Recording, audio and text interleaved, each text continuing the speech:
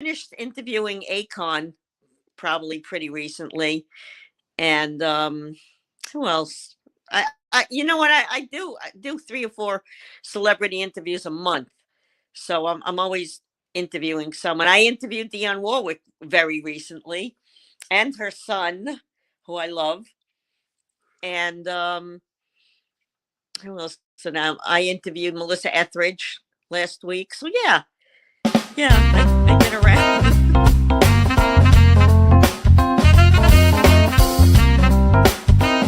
Hello, everyone, and welcome to the Foxworth Theory. I am your host, Eugenia Foxworth. Thank you for joining us today. This show is about art, fashion, business, and entertainment. And we bring to you the movers and the shakers from all over the world. And we allow them to talk about themselves and share their stories on the Foxworth Theory. This week, our guest is Eileen Shapiro.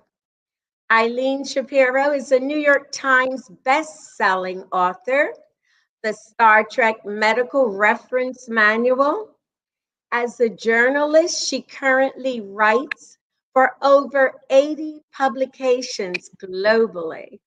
She has interviewed some of the greatest artists on the planet, including Diana Ross, Dionne Warwick, Annie Lennox, Emma Stone, and Boy George. Just to name a few, she is a co-founder of World Star PR and has added film producer to her recent credits. Welcome to the show, Eileen Shapiro. Thank you. Thank you so much for having me. It's my pleasure. Now, tell me, where did you grow up? Well, I am born and raised in Brooklyn, so I am a New Yorker and proud of it. So that's it. That explains your diversity. How did you move from your 20-year career in residential and commercial real estate to doing celebrity interviews? Well, actually, I still do a little real estate on the side, but what happened was through real estate, I acquired a gay bar, and one of the people who want you to put ads in their, magazines every week came in, and one thing led to another, and I was having a huge guest, one of RuPaul's Drag Race women, and he said, instead of an ad, why don't you write something? And I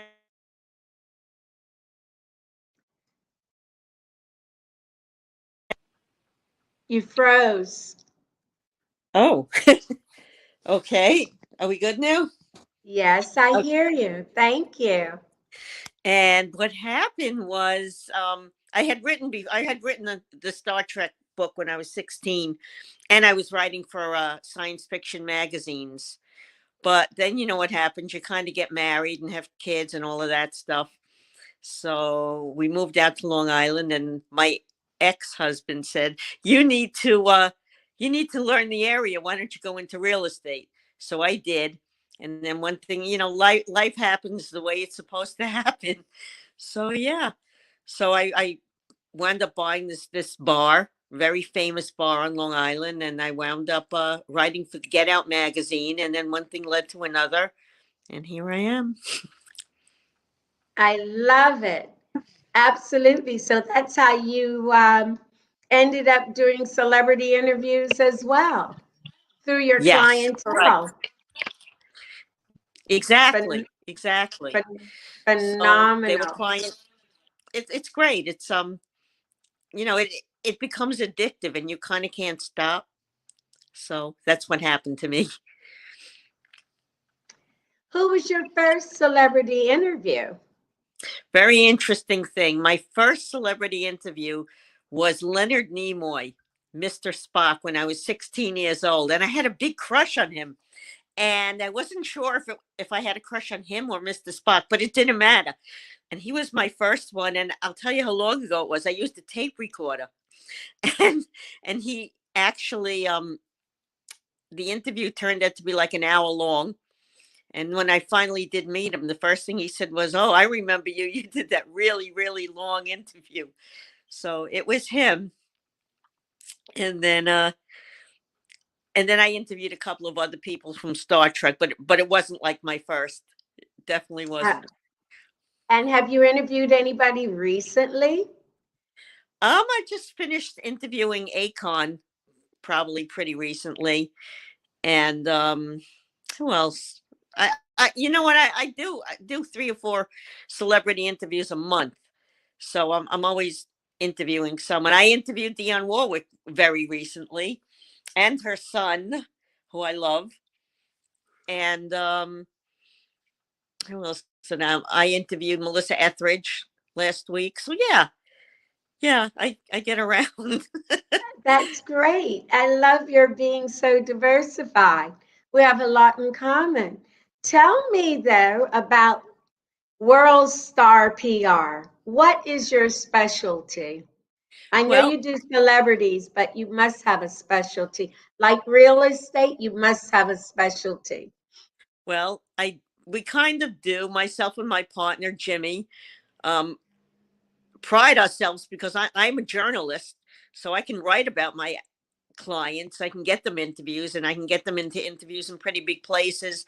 And my partner has a podcast that he can get them on.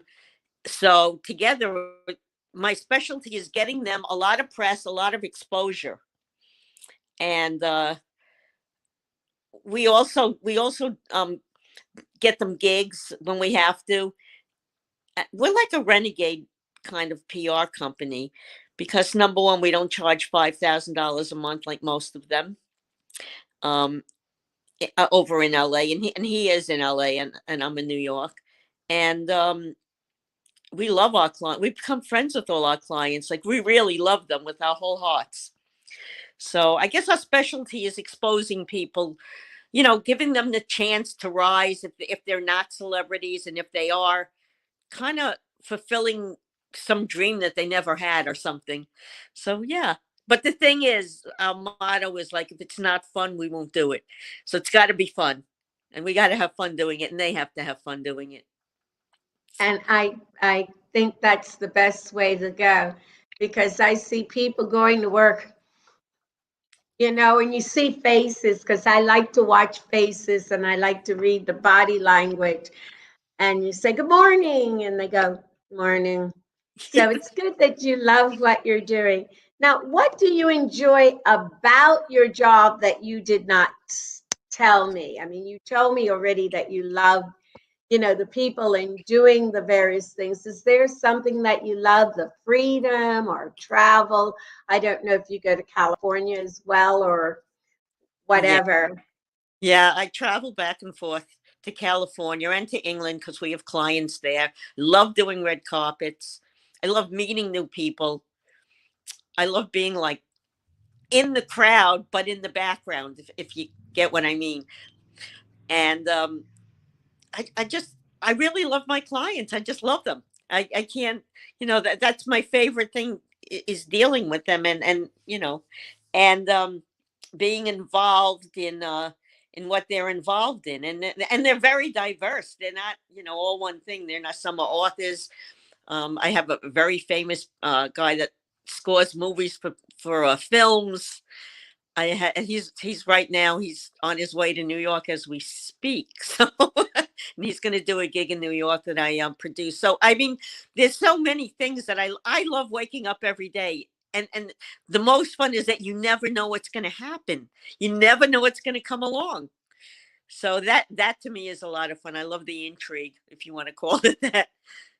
No, you enjoy life. You're a fun person. I'm watching you.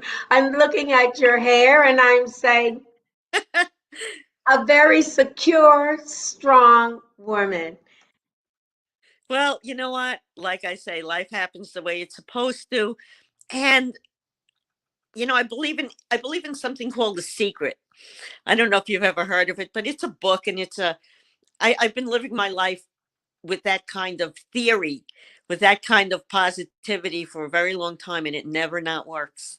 It never fails. The Secret, believe it or not, the author that did The Secret actually compiled a lot of things from Dr. Holmes, Hmm. and the woman that really started before Dr. Holmes. It was a woman did this, and it's based on religious science, science of mind. So I do know I about it, and it's good that I call The Secret. I I've been involved with things way before The Secret came out, but it's all the same. You're passing it on because most people, unless they know, and so that's why you're so positive and your energy, etc. I mean, it's just really nice. Now, you still sell real estate. Now, are you doing residential? Or are you doing commercial? More of residential or more commercial now? Because of the pandemic, I'm asking you this question. I'll tell you what I do now. I basically, if a friend asks, I will sell real estate, but I basically do loan modifications to try and save people's houses. I feel like real estate, did well by me, and I feel like I have to try to give back a little bit. But real estate takes a lot of time. So let's face it. One of my clients is a big real estate guy, so I sort of kind of help him with PR and real estate. But I mean, I always did residential. I did commercial on, a little bit of commercial, but I always worked with builders, so we always did new houses, and it was kind of easy. And I had 3 kids to raise, so it did well for me. But I still love real estate. It's great. I base a lot of my clients on the theories of real estate, you know. But yeah, so I do loan modifications basically, and I don't do a lot of them. I do them for recommendations and friends. I don't advertise or anything like that. If it happens, it happens. I understand very well, more so than you will know unless I tell you. Oh, one day we're gonna talk. Yes, one day we will talk, and it will be very interesting. Um, who knows? Ebony and ivory. Sometimes one has a sister somewhere, and you never know. It's spiritual, that is. I agree. But I'm Auntie Mame. I don't have 3 children. I just have, but if they were my kids, I would probably now be Yeah. just too, but I adore them. I sent 2 to college. Now, on that note, I would like to take a short break, and we will be right back with our very special guest, Eileen Shapiro. Thank you for joining us on the Foxworth Theory. Be sure to tune in on Thursday at 9 p.m. on the Foxworth Theory Network.